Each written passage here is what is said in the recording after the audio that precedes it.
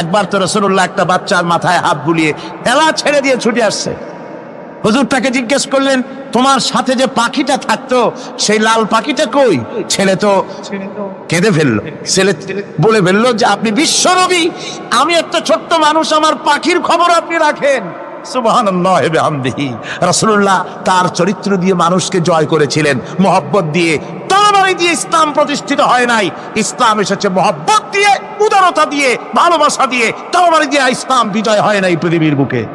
হাদিস শরীফ এসেছে, হুজুর বসে আছেন মসজিদে নববীতে, সাহাবায়ে কেরাম বসা। এক বৃদ্ধা মহিলা প্রবেশ করেছেন মসজিদে, হুজুর তাকে দেখে দাঁড়ায় গেলেন। মহিলা আসার পর নবীজি নিজের গায়ের চাদর বিছিয়ে দিলেন।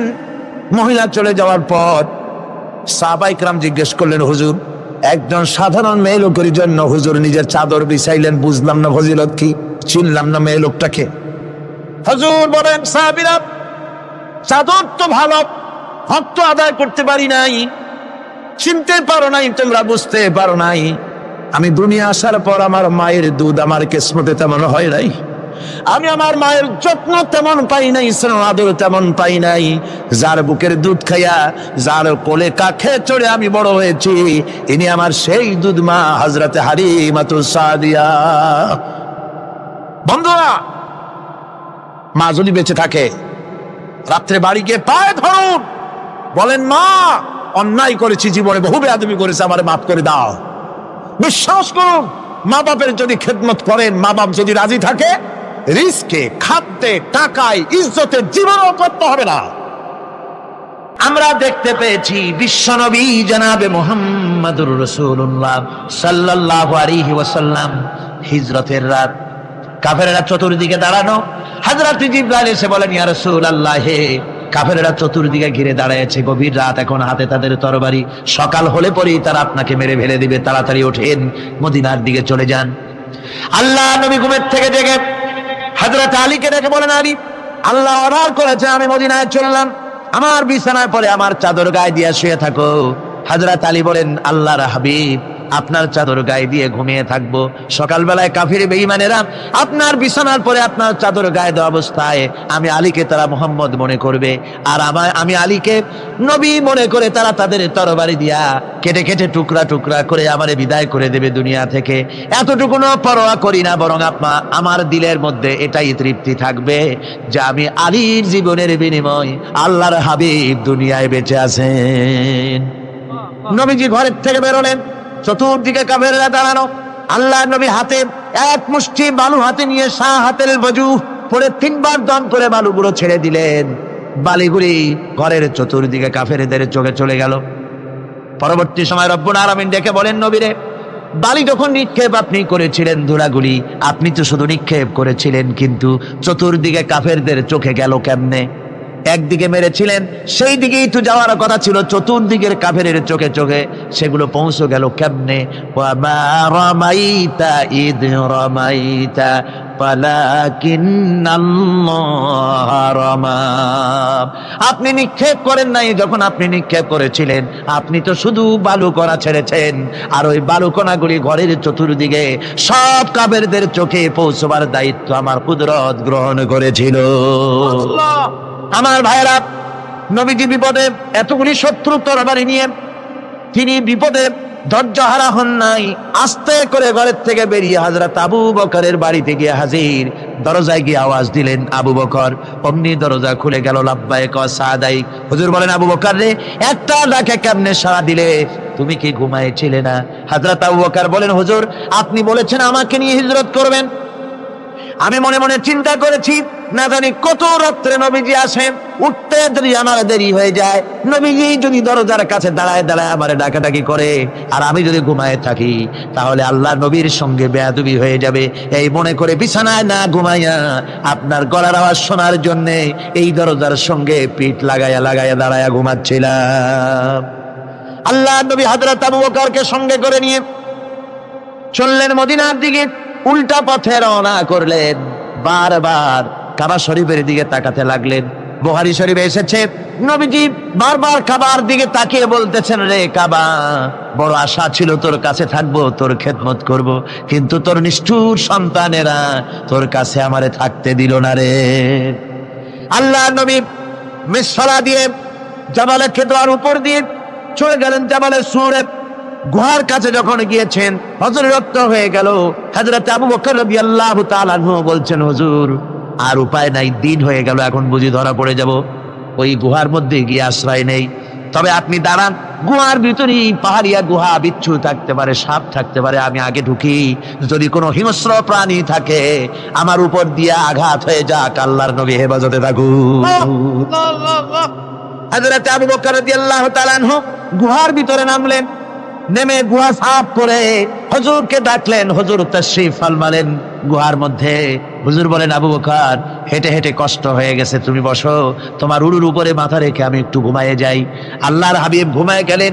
হযরত আবু বকর লক্ষ্য করে দেখেন চতুর্দিকে অনেকগুলি গর্ত দেখা যায়। এই গর্ত থেকে সাপ আসতে পারে, বিচ্ছু আসতে পারে মনে করে নিজের গায়ের চাদর ছিঁড়ে ছিঁড়ে গর্তগুলি বন্ধ করা শুরু করে দিলেন। কয়েকটা গর্ত বন্ধ করার মতো চাদর আর নাই, পাও দিয়ে চেপে ধরলেন। এক পাহাড়িয়া বিষধর সাপ বেরোবার জন্য চেষ্টা করে বেরোবার পথ খুঁজে নিয়ে পেয়ে হযরত আবু বকরের পায়ের উপরে দংশন করেছে। বিষের যন্ত্রণায় হযরত আবু বকরের চোখ থেকে পানি দরদর করে পড়ছে। রাসূলুল্লাহর ঘুম ভেঙে গেল। আল্লাহর নবী তাকিয়ে বলেন, আবু বকর চোখে পানি কেন? বাড়ির কথা বুঝি মনে পড়ে গেছে? হযরত আবু বকর বলেন, ইয়া রাসূলুল্লাহ, আল্লাহর নামে কসম করে বলি, যেই দিন আমি ঈমান এনেছি ওই দিন থেকে আমার মা বাপ, আমার কোলে আমার সন্তান, আমার স্ত্রী, আমার জায়গা জমি ঘর বাড়ি, এমনকি আমার নিজের আত্মার চাইতে হুজুর আপনারে ভালোবাসি বেশি। তাহলে কাঁদো কেন? হযরত আবু বকর বলেন, হুজুর বাড়ির জন্য কাঁদি না, ছেলে পেলের জন্য কাঁদি না, সাপে দংশন করেছে, যন্ত্রণায় কাঁদতেছি। আল্লাহর নবী সঙ্গে সঙ্গে মুখ থেকে থুতু বার করে যন্ত্রণার জায়গায় লাগাই দিলেন। সঙ্গে সঙ্গে যন্ত্রণা বন্ধ হয়ে গেল। হুজুর বললেন, আবু বকর প্রথম যখন তোমার এই আঘাত করেছিল সাপে, আমাকে কেন তাড়াতাড়ি বড় নাই? এতক্ষণ তো তোমার কষ্ট হতো না। হযরত আবু বকর বলেন, ইয়া রাসূলুল্লাহ, ওটা তো সাপে কাটার যন্ত্রণা, ওই যন্ত্রণায় আমার রক্ত জ্বলতেছে, যন্ত্রণায় যন্ত্রণায় আমার কলেজাটা যদি ফেটেও যেত। আল্লাহর হাবিব আরাম ফরমাচ্ছিলেন, আমি তাকে আরামে বিঘ্ন ঘটাতে পারতাম না। আমার ভাইয়েরা, হযরতে আবু বকর হযরতে রাসূল দুজন বসে আছেন। এমনি সময় কাফের বেঈমানেরা খুঁজতে খুঁজতে জায়গা মতো এসে গেছে। একজনে বলে ভিতরে আছে, আর একজনে বলে নাই। পায়ের যদি থাকবে তাহলে মাকড়সায় জাল বুনালো কি করে, পাখি ডিম পেড়ে বসে আছে কি করে, তাদের সন্দেহ হতে লাগলো। এর মধ্যে না একজন বলে আছে আর একজন বলে নাই। হযরত আবু বকর ভয়ের চোটে কেঁদে ফেলেছেন, হুজুর আর উপায় নাই। এই যে অবস্থা, এই অবস্থার ভিতরে আল্লাহ নবী এতটুকুন ঘাবড়ে যান নাই। শত্রুরা তরবারি নিয়ে এসেছে, সুযোগ পেলেই একটু তাকে নিয়ে দেখতে পাবে, তুলে মেরে ফেলে দেবে। আল্লাহর হাবিব মোটেই ধৈর্য হারালেন না, এতটুকুন হতাশ হলেন না। আল্লাহ পাকের হাবিব তার সাথীকে কি বললেন? তখন কোরআনে কারীম সূরা তাওবার মধ্যে আল্লাহ তা উদ্ধৃত করেছেন মুমিনদের জন্য, ইযহুমা ফিল গার ইয ইয়াকুলু লিসাহিবিহি লা তাহজান ইন্নাল্লাহা মা'ানা। ও আমার সাথী, ও বন্ধু, ভয় করো না, চিন্তা করো না, আমরা মাইনরিটি নই, আমরাই মেজরিটি। তার কারণ আল্লাহ আমাদের সাথে আছেন। সুবহানাল্লাহ। রাসূলুল্লাহ সাল্লাল্লাহু আলাইহি ওয়াসাল্লাম অত্যন্ত সাদাসিধে জীবন যাপন করতেন। হিজরত করে মদিনায় গিয়ে ইসলামী রাষ্ট্র কায়েম করার পরও তার দারিদ্রতা কাটেনি। হাদিসে এসেছে সে কথা। হযরত আবু হুরায়রা রাদিয়াল্লাহু তাআলা আনহু বলেন, আমি রাসূলুল্লাহর কাছে গেলাম, হুজুরকে গিয়ে সালাম করলাম। আল্লাহর নবী সালামের জবাব দিলেন, কিন্তু দেখতে পেলাম মুখ নড়ে, আওয়াজ বেরোলো না। কারণ কি? কাছে গিয়ে দেখি নবীজি ক্ষুধার যন্ত্রণায় কথা বলতেছেন, আওয়াজ বেরোতেছে না। এত ক্ষুধা লেগেছে আল্লাহর নবীর। 2-4 দিন চলে গেছে, খাবার নাই। রাসূলুল্লাহ সমস্ত গনিমতের মাল, যাকাত সদকার মালগুলি, খাদ্য দ্রব্যগুলি 2 হাতে বিতরণ করেছেন। নিজের পেটে খাবার নাই, মানুষকে দিতেছেন। দিতে দিতে এশার নামাজ পড়ে নবীজি ঘরের মধ্যে প্রবেশ করে হযরতে আয়েশা সিদ্দিকা রাদিয়াল্লাহু তাআলা আনহাকে ডেকে বলেন, আয়েশা রে, সারাদিন কষ্ট করেছি, দারুণ ক্ষুধা লেগেছে, তাড়াতাড়ি করে কিছু খাবার আমারে এনে দাও। হযরতে আয়েশা হুজুরের ক্ষুধার্ত শ্রান্ত ক্লান্ত চেহারার দিকে তাকাইয়া হযরত আয়েশা কেঁদে ফেলেছেন। হযরত মা আয়েশা কাঁদেন আর বলেন, ইয়া রাসূলুল্লাহ, হে আল্লাহর নামের কসম করে বলি, আমি আয়েশার ঘরে কোনো পানি ছাড়া কোনো খাবার নাই। এই ছিল রাসূলের আদর্শ। হাদিস শরীফে এসেছে, আল্লাহর নবী বলে, তোমরা যদি রাষ্ট্রীয় ক্ষমতায় যাও, বাড়ি না থাকলে সরকারি খরচ একটা বাড়ি নিতে পারো। তোমার যদি যানবাহন না থাকে, সরকারি খরচে যানবাহন নিতে পারো। ছেলে মেয়ের কাপড় চোপড়, লেখাপড়া, শিক্ষা, চিকিৎসার জন্য যদি না থাকে, তাহলে তুমি সরকার থেকে নিতে পারো। কিন্তু এর থেকে এক চুল পরিমাণ যদি পাও বাড়াও, সরকারের মাল জনগণের মাল, এর থেকে প্রয়োজনের বাইরে যদি তুমি নিজের জন্য নিতে থাকো, কিয়ামতের দিন আল্লাহর দরবারে চোরের কাতারে তোমারে দাঁড়ানো লাগবে। দুনিয়ায় যত সম্মান পাও না কেন, কিয়ামতে আল্লাহর দরবারে কিসের কাতারে দাঁড়াবে? চোরের কাতারে দাঁড়াতে হবে। রাসূল পাক সাল্লাল্লাহু আলাইহি ওয়াসাল্লাম এমন এক সমাজ কায়েম করেছিলেন। আমার হতাশাগ্রস্ত ছাত্ররা, যেসব ছাত্ররা সমাজতন্ত্র তোমরা করো, যারা সমাজতন্ত্র করতে হতাশাগ্রস্ত হয়েছে, এখন যাবো কোথায় বলে হতাশ হয়ে গিয়েছো তোমরা, আমরা তোমাদেরকে দাওয়াত দেই, কোরআনের মাহফিল থেকে দাওয়াত দেই, ফিরে আসো। হতাশ হওয়ার কোনো কারণ নাই। লেনিন মরার, ও মরে গেছে। কার্ল মার্কস মরার, মরে গেছে, পচে গেছে, গলে গেছে, দুনিয়া থেকে শেষ হয়ে গিয়েছে। আল্লাহর নবীর নেতৃত্ব, সূর্য যতদিন উঠবে আর ডুববে, নবীজির নেতৃত্ব শেষ হবে না। এই নেতৃত্বে আসো, রাসূলের নেতৃত্ব মেনে নাও, কোরআনের শাসন মেনে নাও, তাহলেই শান্তি পাবে তোমরা। আল্লাহর নবী দুপুরে আরাম করতেছিলেন। হযরত ওমর বলেন, আমি দেখতে গিয়েছিলাম রাসূলুল্লাহকে, আমি যাই সালাম দিলাম, হুজুর উঠে বসলেন। আমি দেখি খেজুরের পাতা দিয়া বুনানো দড়ি, সেই দড়ি দিয়া বুনানো খাটিয়া, এখনো মক্কা মদিনায় আছে যারা হজ করতে গেছেন দেখেছেন, ওই দড়ি দিয়া বুনানো খাটিয়া, ওর উপরে তোশক নাই, বিছানার চাদর নাই, নিজের হাত মোবারক মাথার তলে দিয়া রাসূল শুয়ে আছেন। ওমরকে দেখে হুজুর উঠে বসলেন। ওমর বলেন, আমি রাসূলের পিঠের দিকে তাকায় দেখি দড়িগুলোর দাগ কেটে আছে। আমি সহ্য করতে পারলাম না, আমি শিশুর মতো ডুকরে কেঁদে উঠলাম, বললাম, ইয়া রাসূলুল্লাহ, এই পৃথিবীর কাফির বেঈমানেরা এত শান্তি করলো দুনিয়ায়, আর আল্লাহর হাবিবের পিঠে দড়ির দাগ বরদাস্ত করতে পারছি না। আপনি আমার অনুমতি দেন, একটা তোশক আপনার জন্য বানায় দেই। হুজুর আমার বলেন, ওমর রে শোনো, দুনিয়ায় শান্তি করার জন্য আমি আসি নাই। আমি যদি হুকুম করি উহুদ পাহাড় আমার জন্য সোনায় পরিণত হয়ে যা, উহুদ পাহাড়টা আমার জন্য সোনা হয়ে যেতে পারে। আমি দুনিয়ার শান্তির জন্য আসি নাই, এসেছি মানবতার মুক্তির জন্য। পৃথিবীর মানুষগুলিকে বাঁচাতে এসেছি, সাদা কালো মানুষের ব্যবধান দূর করতে এসেছি। রাসূলুল্লাহ নারীর অধিকার দিলেন, সাদা কালো মানুষের ব্যবধান দূর করে দিলেন। পাহাড় সমান উঁচা সাদা কালো মানুষের অধিকারকে প্রতিষ্ঠিত করলেন, বললেন মানুষে মানুষে কোনো পার্থক্য নাই। আরবের উপরে অনারবের, অনারবের উপরে আরবের, ভাষার, সাদার উপরে কালোর, কালোর উপরে সাদার, কোন বর্ণ বৈষম্য ইত্যাদি দিয়ে মানুষের ফজিলত হয় না। মানুষের মর্যাদা বাড়ে, ইন্না আকরামাকুম ইনদাল্লাহি আতকাকুম। মানুষের মধ্যে মর্যাদা তোমাদের মধ্যে আল্লাহর কাছে তার, যে ব্যক্তি তোমাদের মধ্যে আল্লাহকে বেশি ভয় করে। সুবহানাল্লাহ কোন, সুবহানাল্লাহ কোন। আমার ভাইয়েরা, নবীজি মদিনা মুনাওয়ারায় ইসলামী রাষ্ট্রের রাষ্ট্রপ্রধান হয়েছেন। আজ বাজারে যেতেছেন, যাওয়ার সময় ডেকে ডেকে বলেন, বিধবাদের বাড়ির সামনে দিয়ে যায়, তোমাদের বাজার লাগবে নাকি? এতিমের বাড়ির সামনে থেকে যায়, তোমাদের বাজার লাগবে নাকি? আমারে বলো, আমি বাজার করে এনে দেব। নিজের পেটে খাবার নাই, দুয়ারে দুয়ারে খাবার পৌঁছে গেছে, খাবারের অভাব নাই, মানুষ খাওয়া পেয়েছে, পড়া পেয়েছে, চুরি ডাকাতি বন্ধ হয়ে গেছে। হুজুর বলেন, খায়রুল কুরুনে কারনি, সর্বশ্রেষ্ঠ যুগ আমার যুগ। সুদ বন্ধ হয়ে গেল। রাসূলুল্লাহ বললেন, সুদ আর চলবে না, হারাম। সুদ বন্ধ হয়ে গেল। হুজুর ব্যাংক চালু করে দিলেন। ব্যাংকের নাম হলো বাইতুল মাল। কি নাম হলো? এই ব্যাংক যেদিন রাসূলুল্লাহ উদ্বোধন করেন, আল্লাহর নবী বাইতুল মাল ব্যাংক উদ্বোধনের দিনে যে বক্তৃতা করলেন, বুখারীতে সেই বক্তৃতা লেখা হয়ে গেল। আল্লাহর নবী বলেন, মান তারাকা দায়নান আও রিয়ান ফালাইয়া। আমার এই রাষ্ট্রের ভিতরে কোন মানুষ যদি ঋণগ্রস্ত অবস্থায় মারা যায় আর ঋণ পরিশোধ করার মতো অর্থ যদি তার কাছে না থাকে, তাহলে তার ঋণ পরিশোধের দায়িত্ব তার বিধবা স্ত্রী আর তার এতিম বাল বাচ্চার সব দায়িত্ব আমি মুহাম্মদ সাল্লাল্লাহু আলাইহি ওয়াসাল্লাম আমার কাঁধের উপরে উঠাইয়া নিলাম। এমন সুন্দর রাষ্ট্র চালু হয়ে গেছে, মানুষ খাবার পেয়েছে, পড়ার পেয়েছে। বুড়োরা যাদের কাজ নাই, বুড়ো মানুষ কাজ করতে পারে না, তারা বসে বসে খাবারের ব্যবস্থা হয়ে গেছে। যুবকদের চাকরি হয়ে গেছে, বেকার কেউ আর বেকার নাই, সব কাজে ব্যস্ত হয়ে গেছে, মানুষের কাছে কাজ মিলেছে। কৃষক তাদের উৎপাদিত পণ্যের সঠিক মূল্য পাচ্ছে, শ্রমিক শ্রমের মর্যাদা পাচ্ছে, শ্রমিক মর্যাদা পাচ্ছে। রাসূলুল্লাহ বলেছেন শ্রমিক আর মালিক মনিব আর গোলামের সম্পর্ক না, সম্পর্ক ভাই ভাই। সম্পর্ক কি? শ্রমিকের মর্যাদা রাসূলুল্লাহ এভাবে দিলেন, নিজে শ্রম দিলেন। মদিনার 8 বছর চলে যাওয়ার পর হযরত আয়েশা রাসূলুল্লাহকে দেখলেন মাজা কুজা। হযরত আয়েশা বলেন, হুজুর মাজাটা কুজা কেন?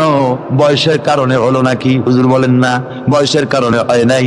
এই মদিনার চতুর্দিকে কাফির বেঈমানেরা যখন মদিনাকে আক্রমণ করেছিল, আমি তখন মদিনার চতুর্দিকে খন্দক পরিখা খনন করেছিলাম, 3 মাইল লম্বা, 15 ফিট গভীর, 30 ফিট চওড়া।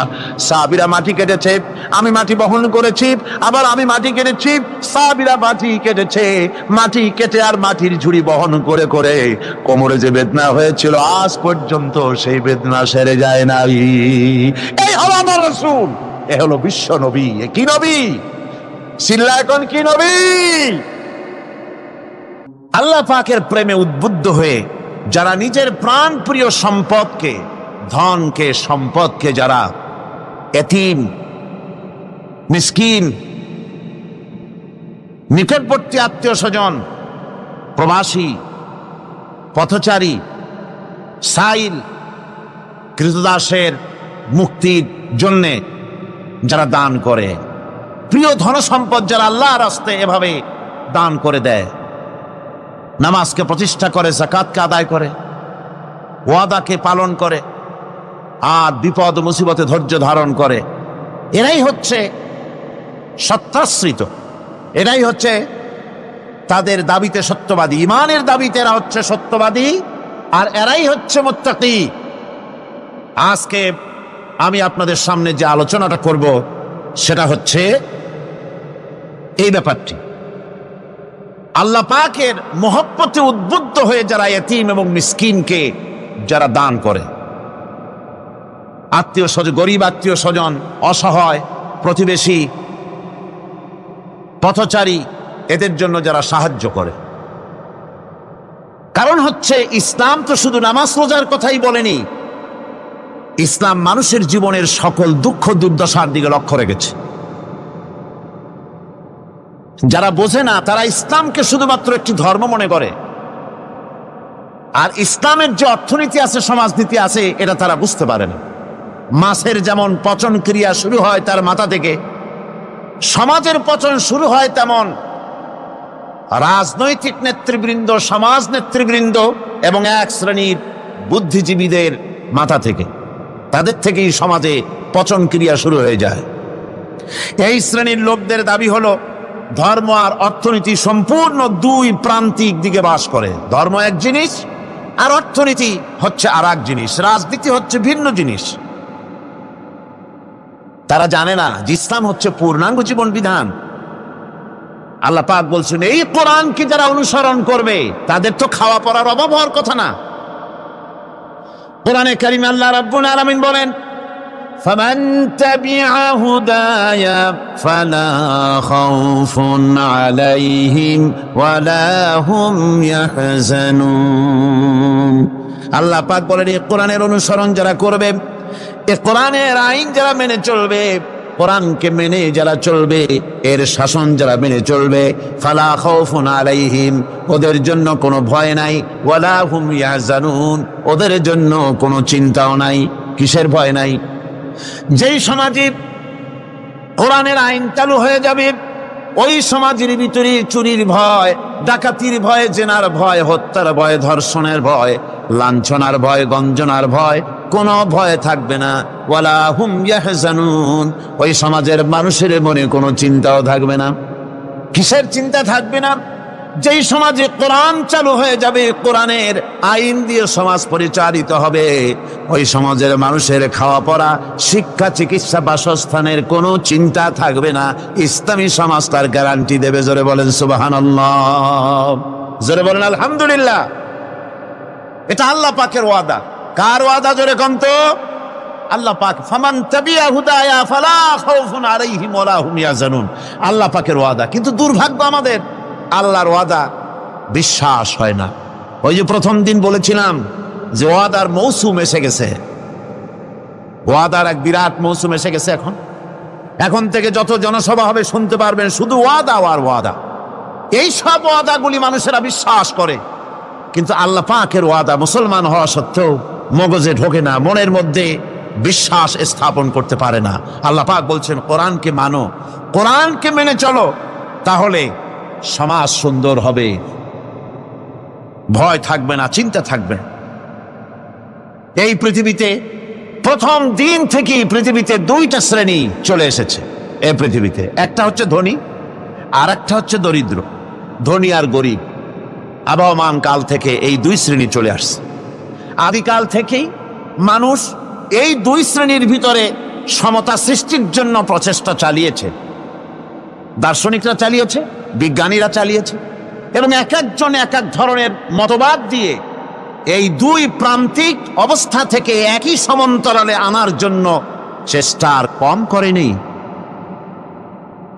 পুঁজিবাদের হাত থেকে রক্ষা পাওয়ার জন্যে সমাজতন্ত্র তৈরি হলো, কমিউনিজম তৈরি হলো। অবস্থা তারা দেখতে পেল সর্বনাশ। আগে তো ছিলাম চোরের বাড়ির সামনে, সব চুরি হয়ে যেত। এখন তো ডাকাতের ঘাটে সেই নৌকা লাগালাম, এখন তো জানো যাবে।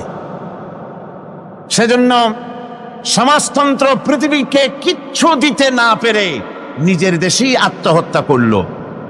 এরপরে আবার বাঁচার জন্য মুক্তবাজার অর্থনীতির নামে সমাজতন্ত্রীরা আবার সেই পুঁজিবাদের দিকে অগ্রসর হওয়ার চেষ্টা চালাচ্ছে। পৃথিবী সাক্ষী, দুনিয়া সাক্ষী, মানুষের তৈরি করা মতবাদ দিয়া পৃথিবীতে কোথাও স্থায়ী কোনো শান্তি আসে নাই। এ কথাটা কি মিথ্যা না সত্য? এ কথা মিথ্যা না সত্য? সুতরাং এই পৃথিবীর বুকে না সমাজবাদ দিয়ে শান্তি হবে, না পুঁজিবাদ দিয়ে শান্তি হবে। পৃথিবীর বুকে শান্তি হতে পারে কেবলমাত্র নবীদের পরিকল্পনার মাধ্যমে। কারণ দার্শনিক বিজ্ঞানীরা যা বলেছেন, পরিকল্পনা দিয়েছেন, সব তাদের মন মস্তিষ্ক প্রসূত। আর আম্বিয়া আলাইহিমুস সালাম যে পরিকল্পনা দিয়েছেন, সব আল্লাহ রাব্বুল আলামিনের দেওয়া। নবীদের পরিকল্পনা কার? জোরে চিল্লায় কোন কার? আল্লাহ রাব্বুল আলামিন তাদেরকে পরিকল্পনা দিয়েছেন।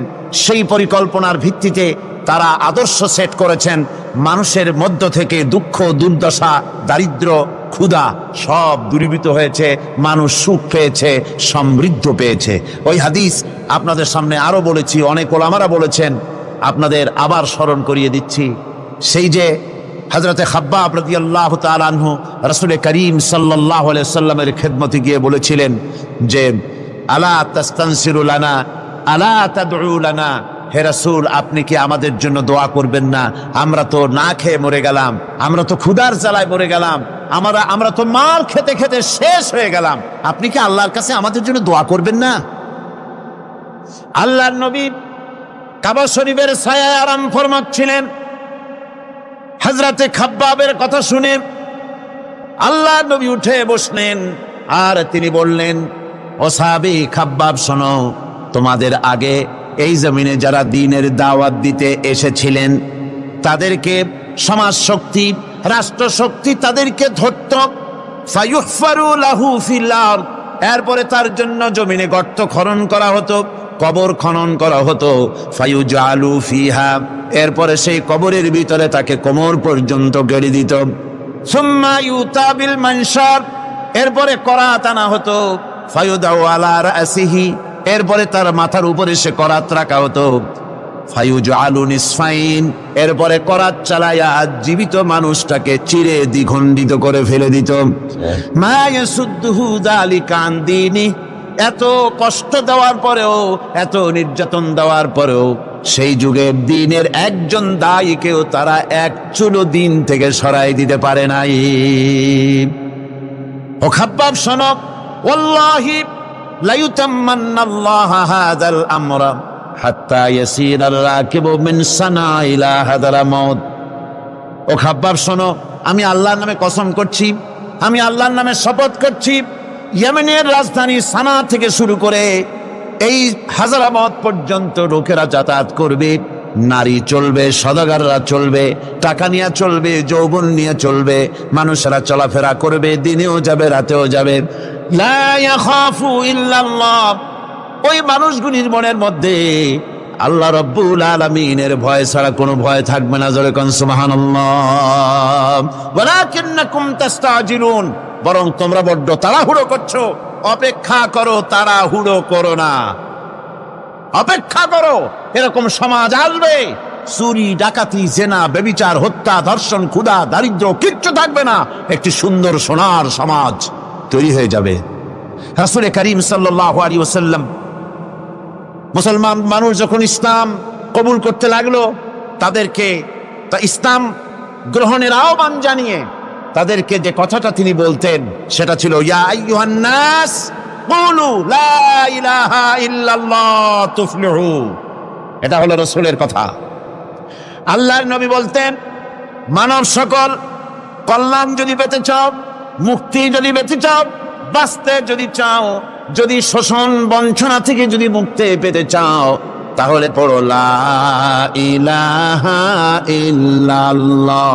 জোরে পড়েন লা ইলাহা ইল্লাল্লাহ, লা ইলাহা লা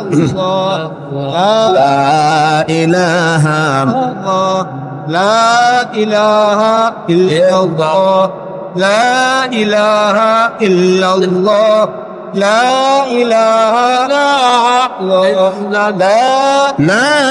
ইলাহা ইল্লাল্লাহ মুহাম্মাদুর রাসূলুল্লাহ। এই কালেমা পড়ো, এই কালেমা ঘোষণা দাও, এটার অনুসরণ করো, নাজাত পাবে। মানুষের জীবনে প্রকৃত কল্যাণ লাভের পথে দুটি অন্তরায়, দুটি বাধা। তার একটি বাধা হচ্ছে তার ভীতি, ভয়, শক্তিশালীদের ভয়, অত্যাচারীদের ভয়। আর একটা হচ্ছে ক্ষুধা।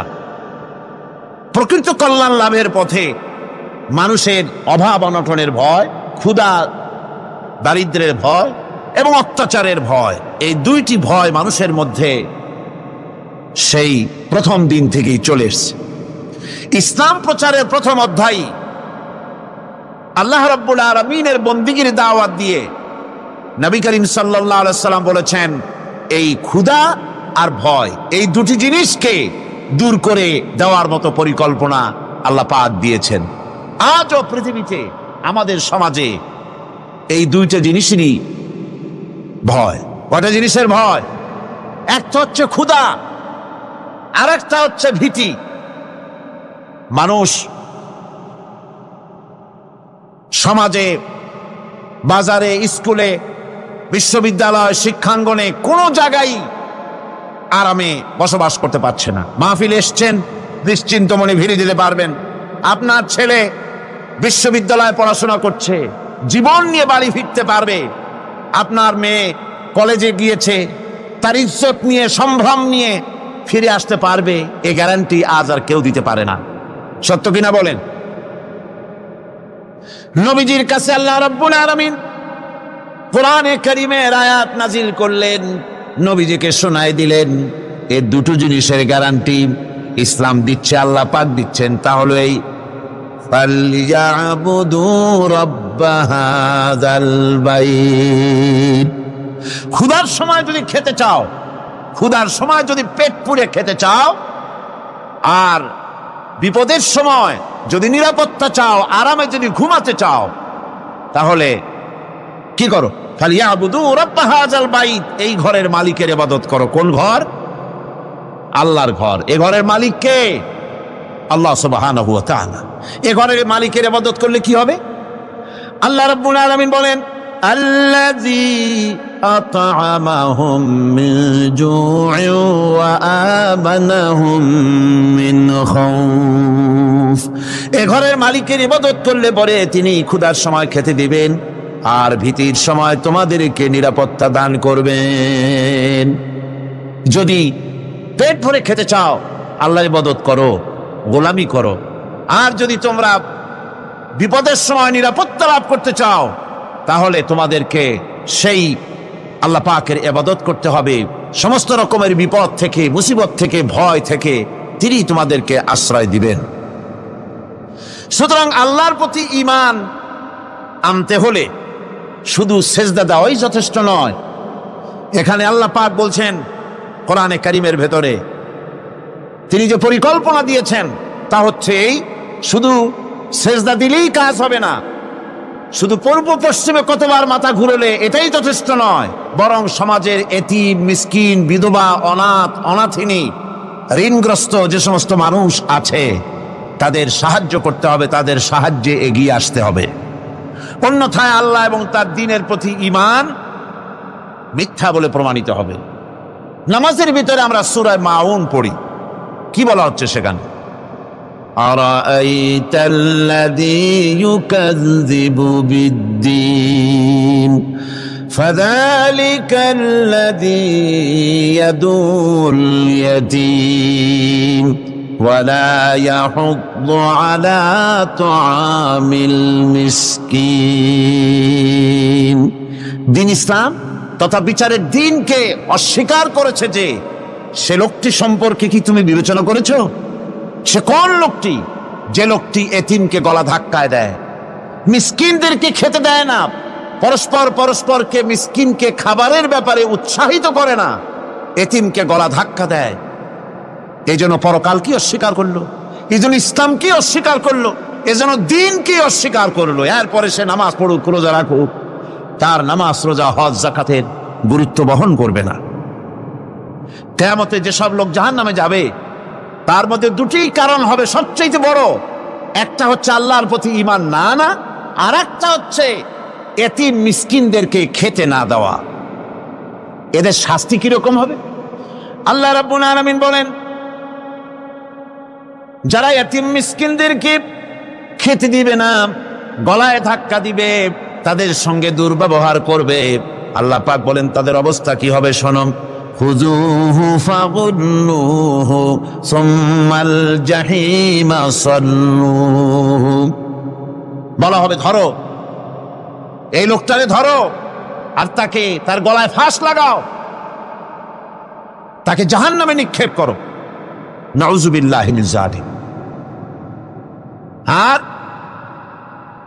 এরপরে তাকে 70 হাত 70 গজ শিকল দিয়ে তাকে বেঁধে ফেলো, তাকে জাহান্নামে নিক্ষেপ করো। কারণটা কি? কারণ হলো ইন্নাহু কানা লা ইউমিনু বিল্লাহিল আযীম ওয়া লা ইয়াহুদ্দু আলা তুআমিল মিসকিন। গলায় ফাঁস লাগায়া 70 হাত শিকল দিয়া বাঁধা জাহান্নামে নিক্ষেপ করো, কারণ সে আল্লাহর উপর ঈমান আনে নাই, আর এতিমদেরকে, মিসকিনদেরকে খাবারের ব্যাপারে পরস্পরকে উৎসাহিত করে নাই, নিজেও খাওয়ায় নাই, আরো একজনকে উৎসাহিতও করে নাই।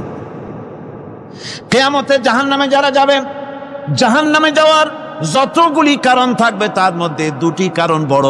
বলেন কয়টা কারণ বড়? আল্লাহ পাক বলতেছেন জাহান্নামীদেরকে প্রশ্ন করা হবে, ইয়াতাসাআলুনা আনিল মুজরিমিন মা সালাকাকুম ফি সাকার। জাহান্নামীদেরকে প্রশ্ন করা হবে, জাহান্নামে আসছো কেন, কি অপরাধ করে আসছো?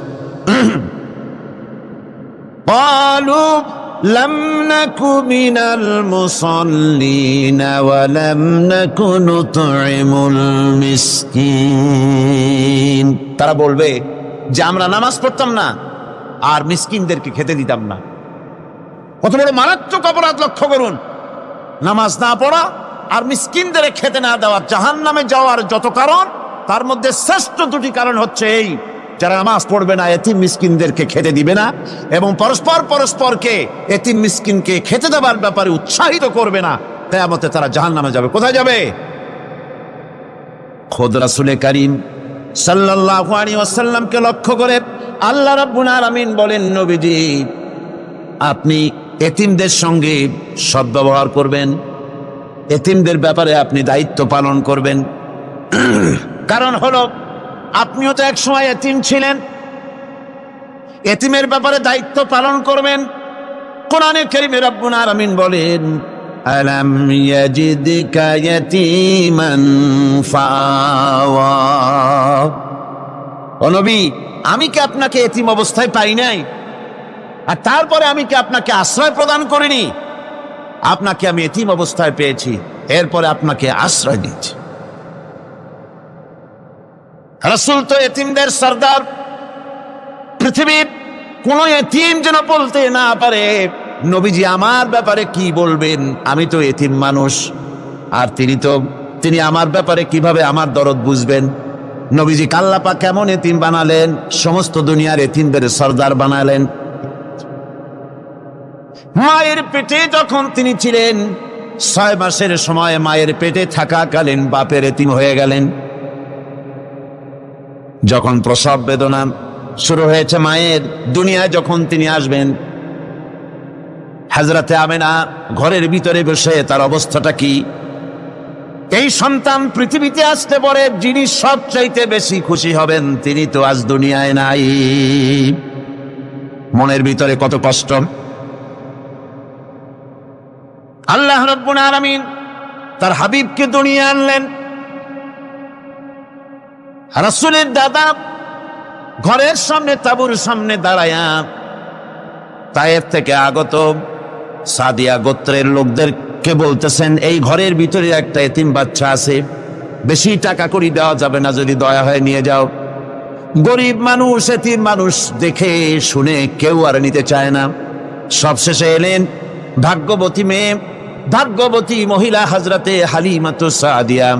তিনি এসেছেন, কোনো ছেলে পেলে পায় নাই, সকলের শেষে তিনি এসেছেন। আব্দুল মুত্তালিব বলছেন, এই ঘরের মধ্যে একটা এতিম বাচ্চা আছে, দয়া হলে নিয়ে যেতে পারো। তিনি স্বামীর সঙ্গে পরামর্শ করলেন, এরপরে বললেন, যদি দেখতে অন্তত ভালো হয়, মন যদি ভালো লাগে নিয়ে যাব, একেবারে খালি হাতে ফিরে যাওয়ার চাইতে তো ভালো। হযরতে হালিমা বলেন, আমি ঘরের মধ্যে প্রবেশ করলাম, মা আমেনার কোল থেকে শিশু মুহাম্মদ সাল্লাল্লাহু আলাইহি ওয়াসাল্লামকে যখন আমি কোলে নিলাম, আমি হুজুরের চেহারার দিকে নজর করে দেখলাম, আমার কাছে মনে হলো যেন পূর্ণিমার চাঁদটা আমার কোলে ধরা দিয়েছে। রাসূল কি শিশু মুহাম্মদ সাল্লাল্লাহু আলাইহি ওয়াসাল্লাম কি যখন নিয়ে বাড়ির দিকে রওনা হলাম, যে গাধা আমার সকলের পেছনে এসেছে, সেই গাধা এখন সকলের আগে ছুটে চলে যায়। এরপরে বাড়ি যখন নিয়ে গেলাম, কুয়ায় পানি বাড়লো, গাছে ফসল বাড়লো, খেজুর গাছে খেজুর বাড়তে লাগলো, জমিনে ফলন বেড়ে গেল। রাসূলের দুধ বোন সাইমা রাসূলকে নিয়ে মুহাম্মদ সাল্লাল্লাহু আলাইহি ওয়াসাল্লাম তাকে দোলনা নিয়ে দোল দিতেছে। কি আশ্চর্য অবস্থা! সাইমা তাকে দোল দিচ্ছে আর বলতেছে, বেঁচে থাকুক মুহাম্মদ সাল্লাল্লাহু আলাইহি ওয়াসাল্লাম, সে দীর্ঘজীবী হোক। কবি লিখতেছেন, কি আশ্চর্য কথা! বেদুইন বালিকা কারে নিয়ে দোল দেয় সে কি তা জানে? বিশ্বনবী মুহাম্মদ রাসূলুল্লাহ সাল্লাল্লাহু আলাইহি ওয়াসাল্লাম এভাবে এতিম অবস্থায় জীবন তার শুরু হলো। যখন তিনি ফিরে এলেন 6 বছর বয়সের সময়, যখন মায়ের কাছে তিনি ফিরে এসেছেন, প্রতিদিন তিনি খেলা দেখতে যান ময়দানে। ইতিহাসের মধ্যে লেখা হয়েছে, মা প্রতিদিন সন্ধ্যার সময় তাকে ফিরে পান। আজকে সন্ধ্যা হয়ে গেছে, শিশু মুহাম্মদ সাল্লাল্লাহু আলাইহি ওয়াসাল্লাম বাড়ি ফেরেন না। কারণ কি, কেন বাড়ি ফেরে না? সন্ধ্যার দিকে তিনি চলে গিয়েছেন পাহাড়িয়া ময়দানে, যে দেখেন ধুধু করতেছে, চতুর্দিকে সন্ধ্যা হয়ে গেছে, অন্ধকার হয়ে গেছে, কোনো ছেলে পেলে নাই, কেউ নাই। পাহাড়ের পাদদেশে বসে শিশু মুহাম্মদ সাল্লাল্লাহু আলাইহি ওয়াসাল্লাম কাঁদতেছেন। মা প্রশ্ন করলেন, বাবারে সন্ধ্যা উত্তীর্ণ হয়ে গেল, কেন একা একা বসে বসে কাঁদো? তিনি বলছেন, মাজি, আজ কদিন খেলা দেখতে আসলাম ময়দানে, প্রতিদিন দেখি যখন সন্ধ্যা হয়ে যায় মুরব্বী শ্রেণীর কিছু লোক আসে, ছেলেকে নাম ধরে ডাক দেয়, ছেলেরা দৌড়ে তারা বাবার কাছে চলে যায়, আর বাবা ছেলেকে কোলে নিয়ে মুখে চুমা দিয়ে বাড়ির দিকে নিয়ে যায়। আমি আজ কদিন পর্যন্ত এই ময়দানে এলাম, কোনদিন সন্ধ্যাবেলায় তো কেউ এসে আমাকে মোহাম্মদ বলে একটা ডাক দিল না। আমার আব্বা কি নাই? আল্লাহ রাব্বুল আলামিন বলেন, আলাম ইয়াজিদকা ইয়াতীমান ফাআওয়া। এরকম এতিম অবস্থায় পেয়ে আমি কি আপনাকে আশ্রয় দেই নাই? আপনাকে আমি পেয়েছি এতিম অবস্থায়, এরপরে আমি আপনারে আশ্রয় দিলাম। ওয়া ওয়াজাদাকা দাল্লান ফাহাদা। এরপরে আমি আপনাকে পথ হারা পেলাম, আমি আপনাকে পথের দিশা দিয়া দিলাম।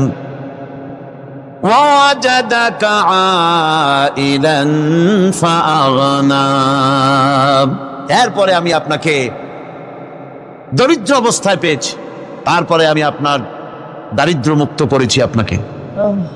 সুতরাং ফাআম্মাল ইয়াতীমা ফালা তাকহার ওয়া আম্মাস সাইলা ফালা তানহার ওয়া আম্মা বিনি'মাতি রাব্বিকা ফাহাদ্দিস।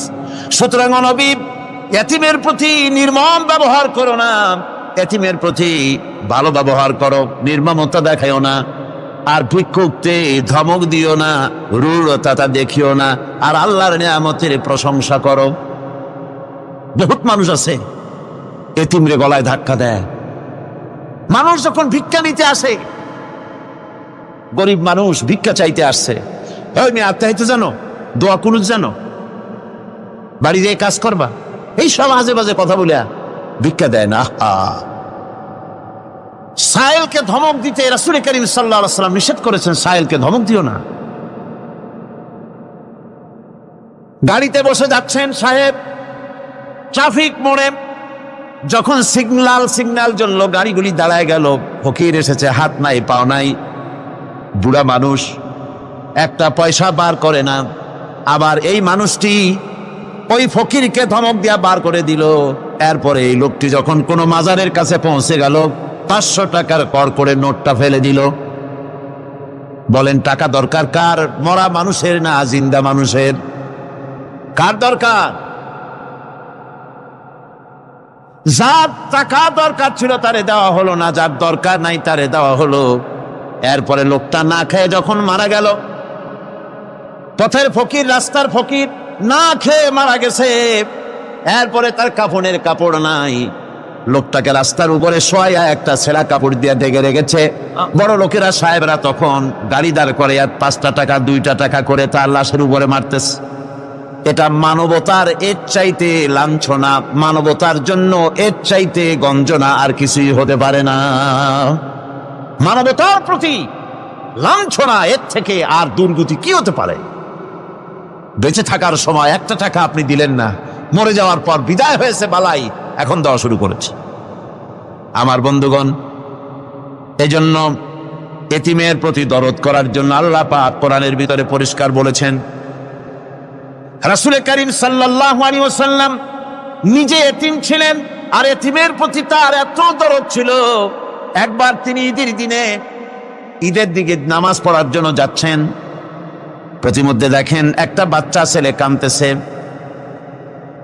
এই রাস্তায় কত মানুষ গেল, কেউ দাঁড়ালো না থমকে, বাচ্চার ক্রন্দন কাউকে থামাইতে পারলো না। কিন্তু বিশ্ব নবী, দয়ার নবী, রাহমাতুল্লিল আলামিন বাচ্চার কান্না দেখে পাও বাড়াতে পারলেন না। নবীজি দাঁড়ায় গেলেন, জিজ্ঞেস করেন, ও বাচ্চা, ঈদের দিনে কাঁদো কেন? ঈদের দিনে তো কাঁদতে নাই। বাচ্চা বলে, তোমার কাছে বলবো না, আমি সেই সকালবেলা থেকে বসে আছি, আমি যদি মক্কার আব্দুল্লাহর পুত্র মুহাম্মদ রাসূলুল্লাহ সাল্লাল্লাহু আলাইহি সাল্লামকে পাই, মনের দুঃখ তার কাছে বলবো। বিশ্ব নবী জমিনের উপরে বসে পড়লেন, বাচ্চারে কোলের উপরে উঠায় বলেন, বাচ্চা বলো কি তোমার দুঃখ, তুমি যার জন্য বসেছ আমি তো সেই এতিম নবী, কি বলতে চাও?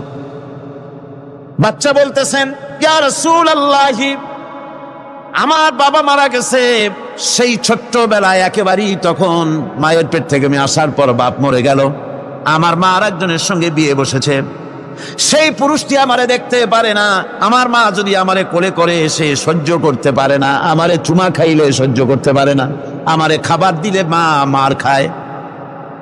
আজ ঈদের দিনে রাতে আমার মা আমাকে বলল, বাবারে তোমার কপাল খারাপ, তোমার বাবা মারা গেছে, তোমাকে সাহায্য করার কেউ নাই, আমি তোমার যত্ন করতে পারলাম না, কোলে নিয়ে চুমাও দিতে পারি না, আমার এমনই কপাল খারাপ।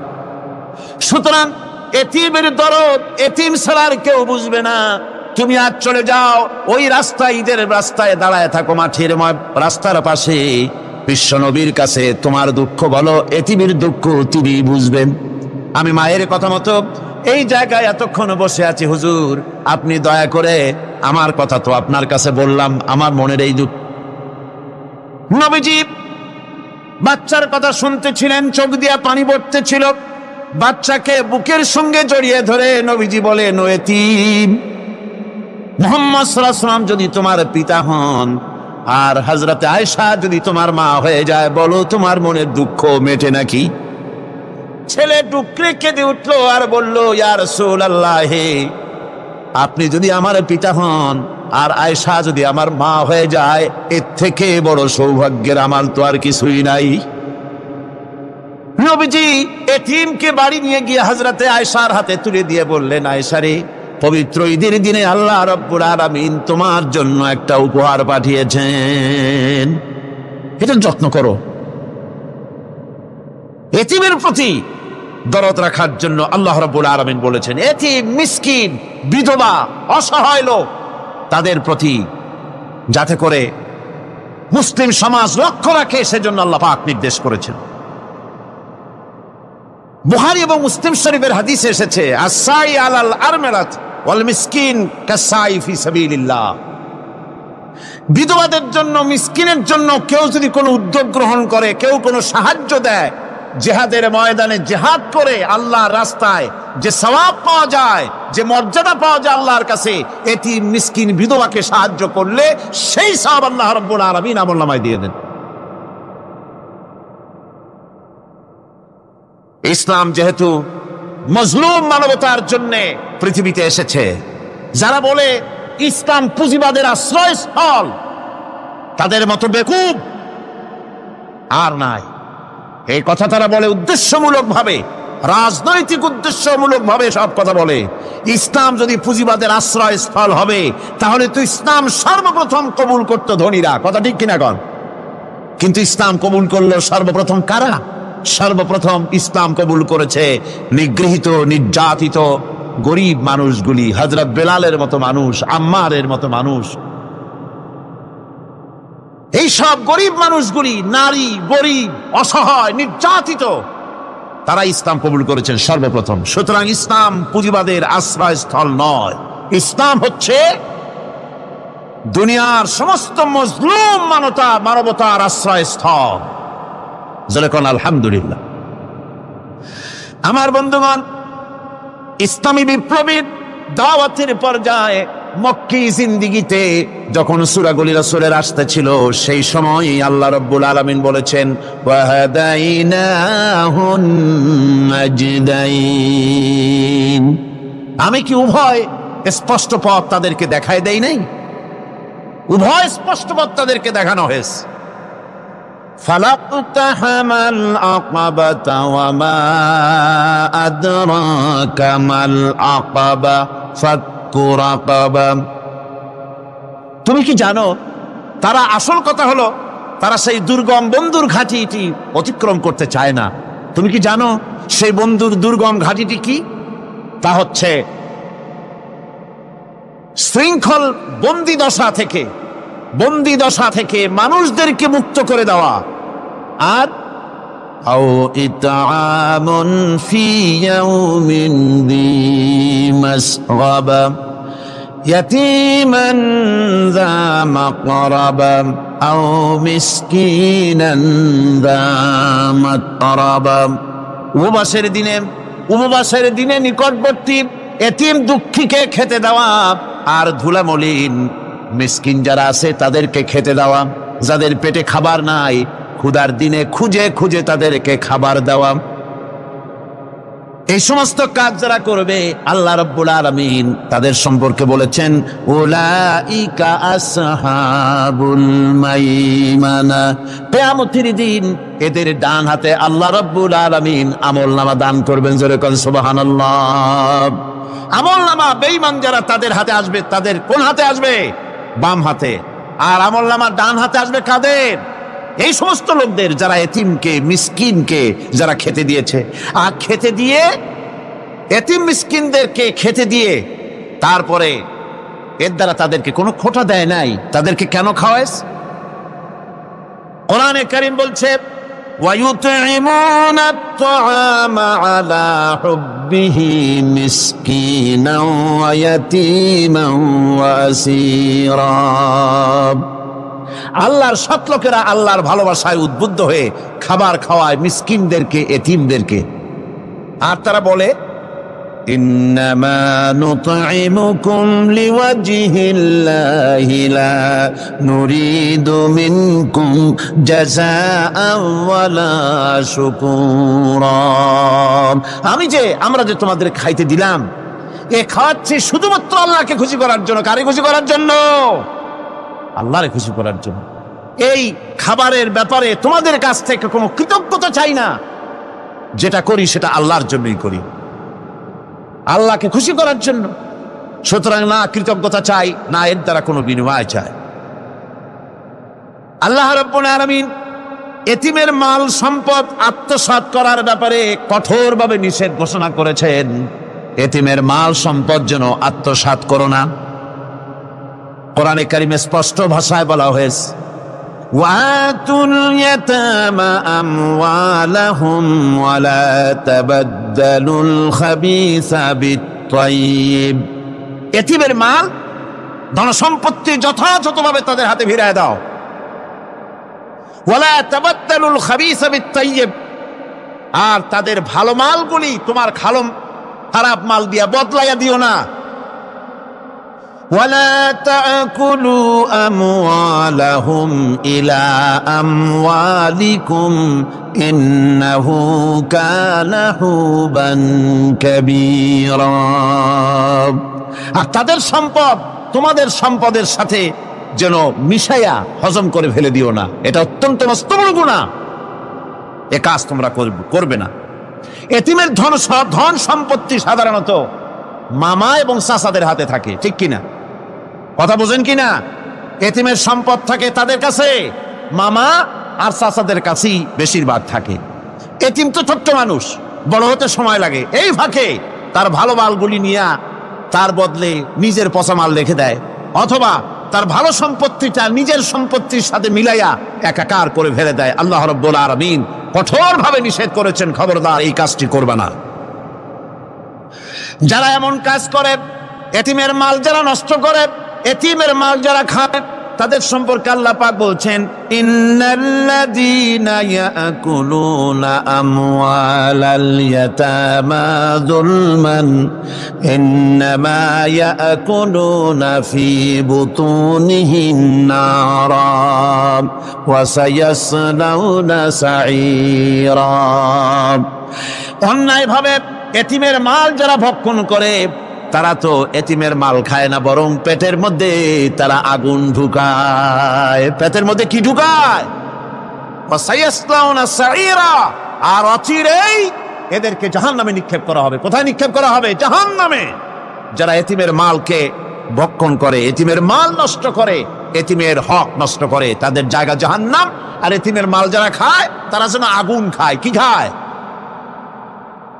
এতিমের ধন সম্পদ হজমকারীদের ব্যাপারে তাদের যে বিরাট হীনমন্যতা কাজ করে, এজন্য আল্লাহ পাক বলতেছেন কাল্লা বাল্লা তুকরিমুনাল ইয়াতীম।